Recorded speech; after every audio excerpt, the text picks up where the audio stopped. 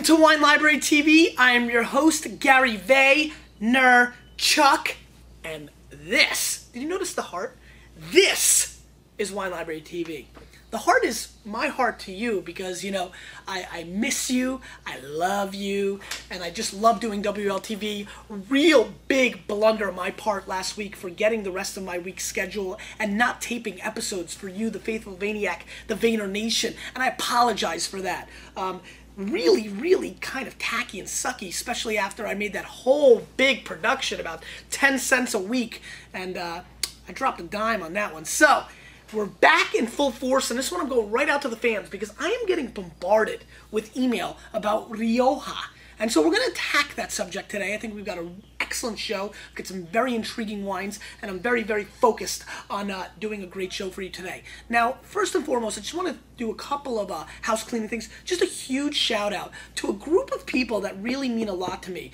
Many of you know, right above here in the Wine Library TV network, you can get to the Wine Library TV forums, a great place for people to talk and chatter, and I always push people to introduce themselves. It's a great community, a lot of learning going on there, much more extension even of the show.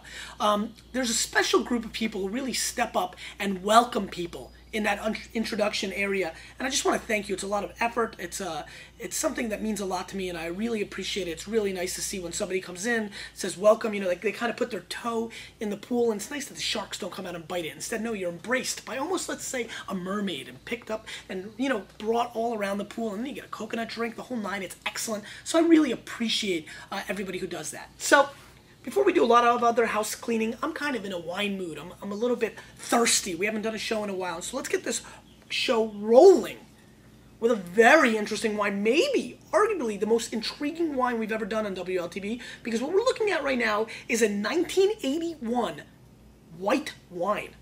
Something a lot of you don't realize can be drank. And so what we're talking about is the Lopez Heredia Vina Tondina 1981. Now, the Tondonia vineyard is a great vineyard. This is 85% Vura and 15% Malvasia. White blend, 93 points by Antonio Gallini, who actually rates for Robert Parker now, but when he was doing the Piedmont report, he scored this. Now, this is $65 US. And again, 93 points Gallini, and not inexpensive from a very interesting blend of white grapes that a lot of you are not familiar with. And now you're going to see right off the bat, you're getting a very viscous kind of gasoline, oily look to it. Very dark, almost like when you've taken a lot of pills and, you know, you go pee-pee. You know, it's really dark. It's got a really intriguing kind of color. Let's give this a smell. I brought the big-ass glass today because it's a lot of fun. You know, sometimes it's fun to have the big glass. Very intriguing nose. Right off the top, you do get a petrol aspect. Almost like a burnt rubber coming through on the nose as well. I get very little hints of fresh peaches, but this is a very, you know, dark, almost like green peas. I smell a lot of snap peas, vegetable oil. It's very different and quite intriguing, and definitely the kind of white wine that I would stay away from recommending to 99.9% of wine drinkers unless they're really advanced and really into trying different things. That, and it's 65 bones, and it looks like it's a wine that's spoiled to most people. So, very intriguing nose. Let's give it a whirl.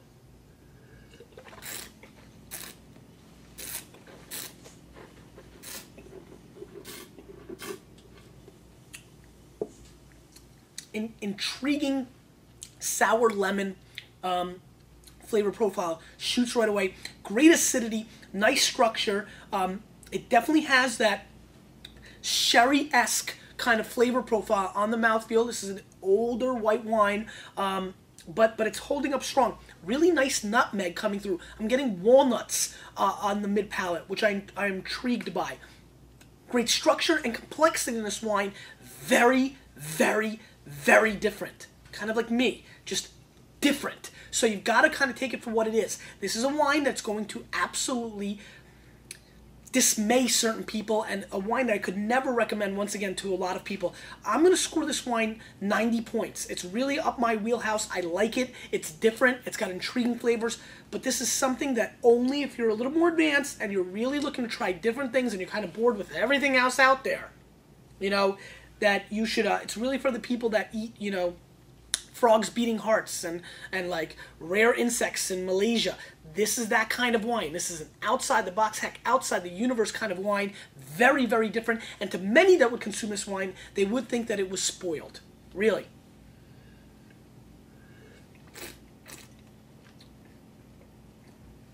I find it very, very perfumey and very, very intriguing. Something I'd love to have with like a nice grilled swordfish. The kind of wine I can see being put away for another year or two max. It seems a little tired. I think this is the time to drink it. Maybe even 2 or 3 years ago might have been a little bit more in its prime. But like Kenny Lofton, who just keeps on going, by the way, this wine has a couple more innings in it. Good wine, 90-pointer, know what you're getting into. Let's move on. This is a very big brand, and so let's talk about this. This is the Montecillo 2002 Crianza. 2002 is a difficult vintage in Spain, so we'll take that into consideration. This is a inexpensive wine made of Tempranillo, which is the big grape in the Rioja. And this wine is $9 US.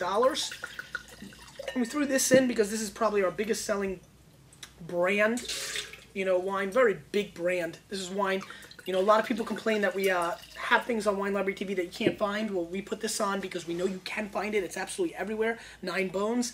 And let's give it a whirl. Really nice color, so it's hanging in there right off the bat. Interesting nose. Little hints of raspberry, little cranberry-esque on the nose, which is quite nice. A little stinkiness going on, almost like a fine cheese, really. Nothing too wrong. Seems a little simple on the nose, but not too bad.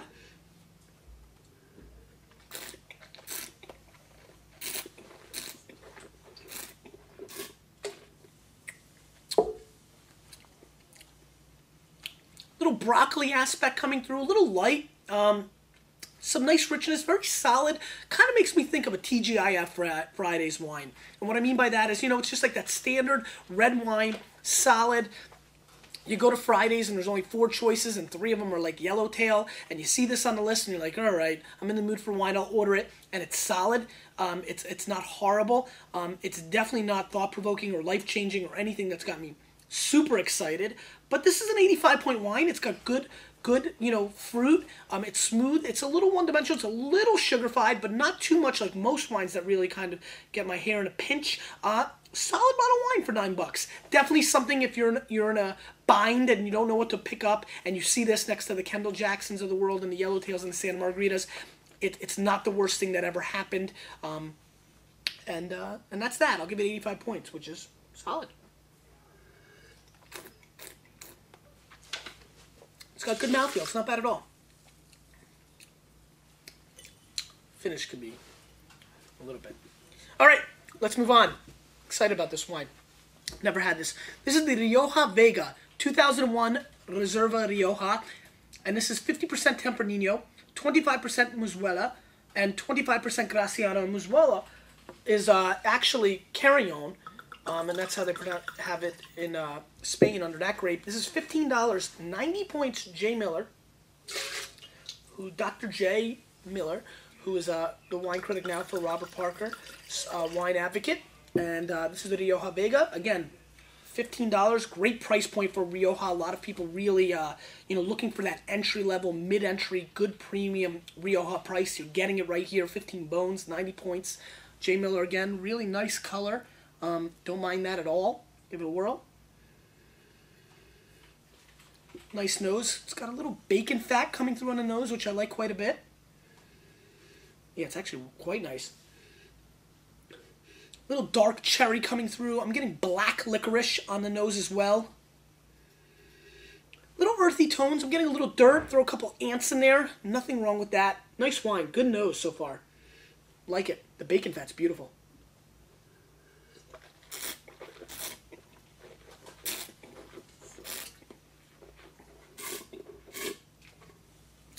All right. Nice integration of oak, good tannin structure, well polished. This is a wine a lot of people will like. It's got some really great New World pizzazz, structure, fruitiness, explosion, but it's also got some really nice Old World flavor profiles. I like the green peppers. Again, the bacon's coming through. Dark chocolate ringing through very carefully. Get a little leather in here. A little baseball mitt in left field never hurt anybody, and I appreciate it in this wine. There's a little oak monster. It's the baby of the family. Ugh, not the, but you know, it is definitely a well-made wine, something that a lot of people would like. Good fruit, good structure. Doesn't have the pizzazz and explosion that I'd like out of 90-point wines, but I'm going to go 89 plus. I think it's right there. I think Dr. J nailed it. You know, kind of like that movie he did around the guy in the Lakers, that famous Dr. J movie. Did a good job. And for 15 bucks, it's an absolute steal. I think it's a wine that a lot of people will like. I don't know if it's an absolute steal. Let me rephrase that. It's an absolutely solid effort for what it is, and definitely a tremendous entry price and quality for people that are looking to get into Rioja. Great job by Rioja Vega. Not bad. It's going pretty well. And now the big boy, the one that we all know and love, Torre Muga 2003 Rioja. This is 61 US dollars, 92 points J. Miller, 75% Tempranillo, 15% Muzuelo, and 10% Graciano. Graciano, a big grape in Rioja, and boy, this color is scary. Give it a little rinse. Want to give it my full throttle effort. So a little update about what's going on over the next couple of months and weeks with Wine Library TV. Only 100 days to the big announcement. I'm excited about that. One thing that I want to tell you is I'll be going to LA this weekend, so that's going to be cool. So I'll be taping on Thursday for Friday's episode because I'll be gone. The following week, on Thursday night, is the big San Francisco Maniac Party. I am super pumped, guys. I can't wait to get together. I hope everybody's ready. I am going to bring my A game. Let's say I will bring the Thunder. We're going to have a great time, so I'm looking forward to that. And then I'm going on a much-needed cruise to the Greek Mediterranean islands, so I'm looking forward to that. So I've got a lot of pre-taping to do, and I'm looking forward to that. So let's go with this. Really great color. By far the darkest wine. I mean, this is pitch black. Black color. You can see it. It's unbelievable. Let's give it a whirl. Beautiful nose. I mean, just an explosion of fresh cherries, fresh strawberries, and cherries. Beautiful black currant. Oak is coming through, no doubt. There's definitely some oak. There's that creaminess. There's that, you know, clotted cream. There's that dairy half and half kind of aspect to this wine that I like, but it's extremely dark and extracted on the nose.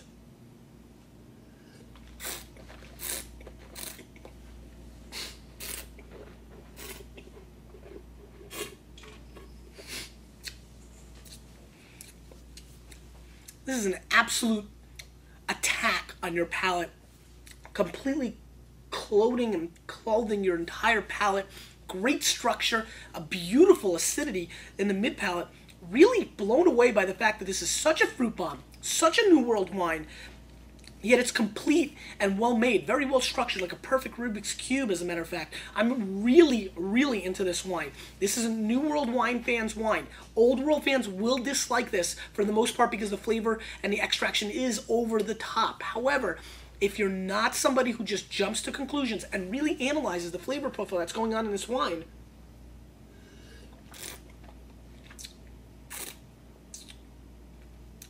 wow, then you will be really rewarded with what is a quality, well-structured, well-made wine. I think Dr. J actually underrated this wine, kind of ironic because he gets bashed for overrating. I'm going to go 94 plus on this wine. I like it a whole lot. Yes, it's over the top. Yes, it's a fruit bomb, but there's certain times for that. I hate that everybody pigeonholes themselves into old or New World fans. I'm a fan of all people, of all wines, of all things, except the Patriots and the Giants, of course. But that being said, this is a 94 plus point wine. Great structure, will last 10 to 15 years easily. Something that if you're a fan of the Clio or the other over-the-top wines, you have to seek this out. This is extraordinary. This is good juice. I'm going to sip a little more.